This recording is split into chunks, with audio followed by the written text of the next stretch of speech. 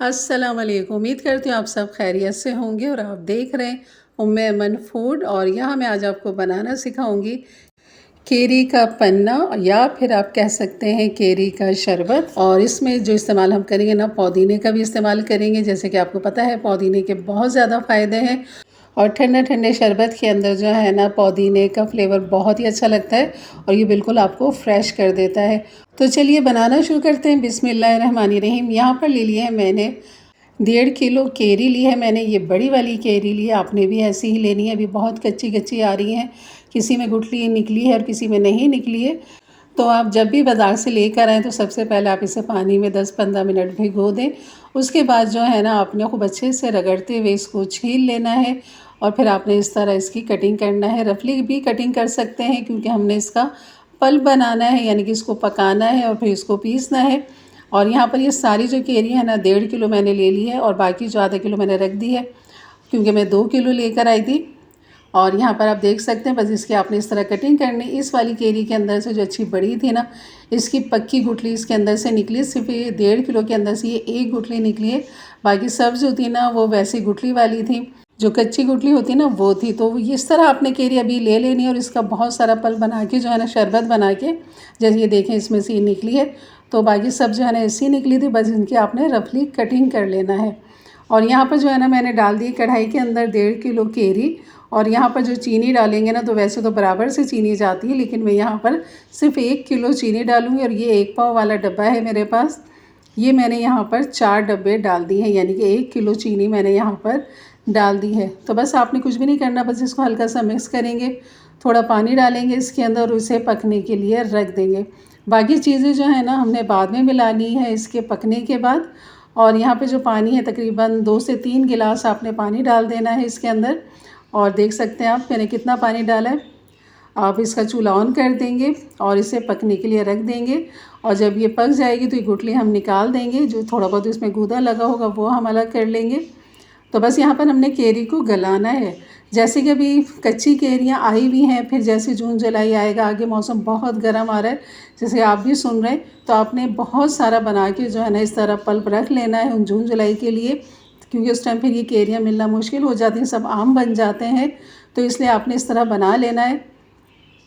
तो यहाँ देख सकते हैं काफ़ी अच्छा ये गल चुकी, बिल्कुल सॉफ्ट नरम हो गई है और पानी भी अच्छा खासा इसमें मौजूद है। तो हमने पानी को ड्राई नहीं करना है, बिल्कुल भी नहीं करना, क्योंकि जब हम केरी को पीसेंगे ना, तो ये इसी पानी के साथ इसका गाढ़ा सा पल्प तैयार हो जाएगा। तो बस यहाँ पर मैं ढक देती हूँ और इसका चूल्हा मैं कर देती हूँ बंद। और जैसे ये ठंडा होता है ना, फिर मैं आपको दिखाती हूँ। अब यहाँ पर ये काफ़ी अच्छा ठंडा हो चुका है, आप देख सकते हैं। और इसमें शीरा भी अच्छा, इसका थिक शीरा जो है ना, देख सकते हैं माशाल्लाह काफ़ी थिक हो चुका है। बस इसी के अंदर मैं इसको कर लूँगी, लेकिन उससे पहले हमने यहाँ पर डालना है पुदीना। पुदीना अपने अगर छोटी गड्डी है तो 2 ले लें, नहीं तो एक बड़ी गड्डी है तो वो आप ले लें। तो ये मैंने 1.5 गड्डी जो है ना पुदीने की डाली। अच्छी बड़ी बड़ी गड्डियाँ थी पुदीने की, बड़े फ्रेश पुदीना भी आया हुआ है। तो आपने ताज़ा पुदीना लेना है, खूब अच्छे से धो लेना है, छन्नी में रखना है, फिर उसके बाद आप इसके अंदर डाल दें। पुदीना डाल के हम इसलिए नहीं पकाएंगे क्योंकि फिर ये काला पड़ जाता है और शरबत का कलर जो है ना वो फिर ख़राब हो जाता है। या तो आप इस तरह पीस लें डायरेक्ट इसी के अंदर, या फिर आपके पास जो जग होता है मसाला पीसने वाला, उसमें भी आप इसको पीस सकते हैं। बस हमने इसका थिक जो पल्प है ना वो तैयार करना है और इसी के अंदर बाकी तमाम मसाले डालने हैं। और यकीन करेंगे आपका जो है ना 6-7 महीने बिल्कुल भी ख़राब नहीं होगा। उसकी वजह भी मैं आगे बताती हूँ कि आपने किस तरह सेव करना है इसे। तो यहाँ पर खूब अच्छा से इसे पीस लेंगे और ये बहुत फ्रेश रहता है। गर्मी लू जिस तरह आने वाली है और आ रही है और आ चुकी है, और इससे ज़्यादा भी आने का ख़तरा बताया जा रहा है। तो ये पल्प जो है ना, आप बिल्कुल आराम से फ्रीज़ करके रख सकते हैं और ये फ्रीज़र के अंदर जो है ना बिल्कुल नरम रहता है और ये बिल्कुल भी नहीं जमता।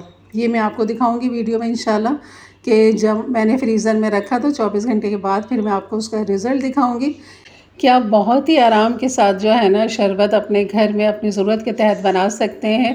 बाहर से कोई भी ख़वातीन, बच्चे या मर्द आने वाले उन सबको ये दें, यकीन करें लू गर्मी से ये बचेंगे और ये फ्रेश रखता है बिल्कुल। और आपने यहाँ पर इसे बहुत बारीक कर लेना है, पत्तियाँ बिल्कुल भी नज़र ना इसके अंदर, ना केरी के कोई चंक्स नज़र आए, तो इसलिए आपने बारीक पीस लेना है। हम इसको बिल्कुल भी नहीं छानेंगे क्योंकि जो कुछ इसके अंदर मौजूद है वो सब फ़ायदेमंद है कि हम इसकी गुठलियाँ निकाल लें या इसके मोटे मोटे जो चंक्स है वो निकाल लें। वैसे तो कोई चंक्स बाकी नहीं रहेगा इस तरह पीसने के बाद, आप देख सकते हैं कोई भी चंक्स इसके अंदर बाकी नहीं है। बहुत अच्छा सा फाइन ये पीस चुका है और पुदीना भी बहुत अच्छा सा पिस गया है। तो बस यहाँ पर जो है ना, अब मैं आपको डाल दूँ, इसकी थिकनेस आपको दिखा रही हूँ, ये देखें इस तरह होना चाहिए ये। अब यहाँ पर जो है ना, भुना पिसा सफ़ेद ज़ीरा मेरे पास होता है तो मैं यहाँ पर डाल दूँगी, नहीं तो आप इस ज़ीरे को जो है ना 2 टेबल स्पून ज़ीरे को आपने भून लेना है, फिर उसको पीस लेना है या बारीक पीस लें या इस तरह दरदरा कर लें। उसके बाद आपने डाल देना है काला नमक 1 टेबल स्पून और यहाँ पे खूब अच्छा सा इसे मिक्स करेंगे। और बहुत अच्छे लंबे अरसे तक चलाने के लिए आप इसमें टाटरी का भी इस्तेमाल कर सकते हैं, जैसे मैं अभी आखिर में डालूँगी। और यहाँ पर खूब अच्छा सा मिक्स करने के बाद जो है ना, ये हमारा जो शरबत है ना बिल्कुल तैयार है। अगर आप चाहते हैं कि शरबत बनाने का जो हरा लाइट कलर होता है ना वो डाल देंगे तो और यहाँ पर बहुत अच्छा सा कलर आ जाएगा, देखने में भी अच्छा लगेगा शरबत और पीने में तो है ही है लाजवाब। तो बस यहाँ पर खूब अच्छा सा ये मिक्स हो चुका है और आप देख सकते हैं इसकी थिकनेस माशाल्लाह। और बस का मैं नमक चेक कर रही हूँ कि मज़ीद नमक की ज़रूरत होगी तो ज़रूर डालेंगे, लेकिन आपने सफ़ेद नमक नहीं डालना, आपने काला नमक ही डालना है इसके अंदर। आप यहाँ पर चाहें तो लेमन का भी इस्तेमाल कर सकते हैं, नींबू का रस भी यहाँ पर डाल सकते हैं अपनी मर्ज़ी से। ये अभी देखा मैंने इसके अंदर जो है ना टार्टरी सिट्रिक एसिड डाला है इसमें 1/4 टीस्पून और ख़ूब अच्छे से इसे मिक्स कर लेंगे। और यहाँ पर आप देख सकते हैं खूब अच्छा सा बेहतरीन ये हमारा पल्प जो है ना तैयार हो चुका है। फूड कलर का इस्तेमाल मैं यहाँ पर नहीं कर रही, लेकिन जब शरबत बनाएंगे ना तब हम उसमें इस्तेमाल कर लेंगे। आप करना चाहें तो बिल्कुल इसके अंदर फूड कलर भी अभी इस टाइम डाल सकते हैं ताकि आपको बार बार नहीं डालना पड़े। तो बस यहाँ पर ये खूब अच्छा सा ठंडा हो गया, बन चुका है, तो इसको रखते हैं हम एक तरफ। अब बनाते हैं जनाब इसका शरबत। तो ले लिया है मैंने यहाँ पर एक जग और उसके अंदर डाल देंगे बहुत सारी बर्फ़। उससे पहले हम यहाँ पर पल्प डालेंगे। जो हमने पल्प बनाया था तकरीबन ये देख सकते हैं आप 1.5 कप के बराबर मैंने यहाँ पर पल्प डाल दिया है और इसके अंदर हम डाल देंगे बर्फ़। और शरबत जो है ना आप अपने मर्ज़ी के हिसाब से आप कितना पतला पीना चाहते हैं, कितना इसे थिक बना के पीना चाहते हैं, बिल्कुल आप अपनी मर्ज़ी के हिसाब से बना सकते हैं। जितना हल्का हल्का सा थिक होता है ना तो वो और ज़्यादा अच्छा लगता है। अगर पतला बनाना है तो फिर वो पतला भी बन जाएगा, जैसे कि ये मैंने बनाया है। और आप देख सकते हैं इसमें जो फ़ौरन एक सा जो अच्छा सा कलर आया ना वो फूड कलर का कमाल है इसके अंदर, कि मैंने हल्की सी जो है ना फूड कलर का ग्रीन फूड कलर का इस्तेमाल किया है। अब यहाँ पर गिलास भी हम आपको दिखा देते हैं बना के कि ये देखें। और आप डायरेक्ट केरी को भी फ्रीज़ कर सकते हैं। केरी लाएं, उसे धोएं, उसके छिलके उतारें और उसकी फाँके बनाकर आप शॉपर में डालें और उसको एयर टाइट करके आप फ्रीज़र में डाल दें। जब आपको चटनी बनानी हो तो उससे चटनी बना लें, पन्ना बनाना हो तब आप उसको उबालें और शरबत इस तरह बना लें। यानी कि बहुत सारी केरी भी आप फ्रीज़र कर सकते हैं, आपके आने वाले दिनों के लिए बिल्कुल वो काम आएगी। क्योंकि बाहर के शरबत पीने से, कोल्ड ड्रिंक पीने से वो वक्ती तौर पे तो अच्छा लगता है, लेकिन उसके बाद वो मज़ा नहीं देता, यानी कि वो आपकी वो चीज़ को ख़त्म नहीं करता जो इस पन्ने के पीने से, केरी के या लेमन के पीने से जो होता है ना एक फ्रेशनेस जो जिस्म में आ जाती है, एक तवानाई सी महसूस होती है। उसके लिए आपको ये शरबत लाजमी बनाना पड़ेगा। केरियों का पन्ना बना के आप फ्रीज़र करके रखें।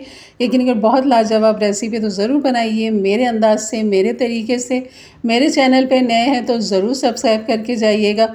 बेल के बटन को क्लिक कर लें, ऑल के बटन को प्रेस कर लें ताकि मेरी वीडियो की नोटिफिकेशन हमेशा आपको सबसे पहले मिले।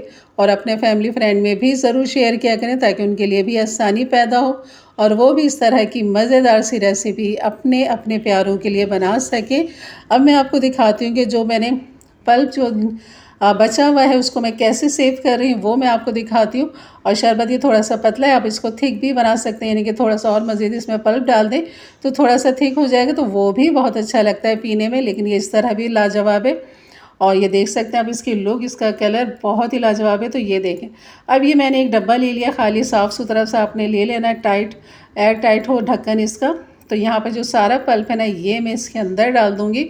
और ये खुले मुंह का मैंने इसलिए लिया ताकि जब भी मुझे शरबत बनाना हो तो इसी में से मैंने चम्मच से डालूँगी और आराम से निकाल लूँगी, क्योंकि ये फ्रीज़र में नहीं जमेगा।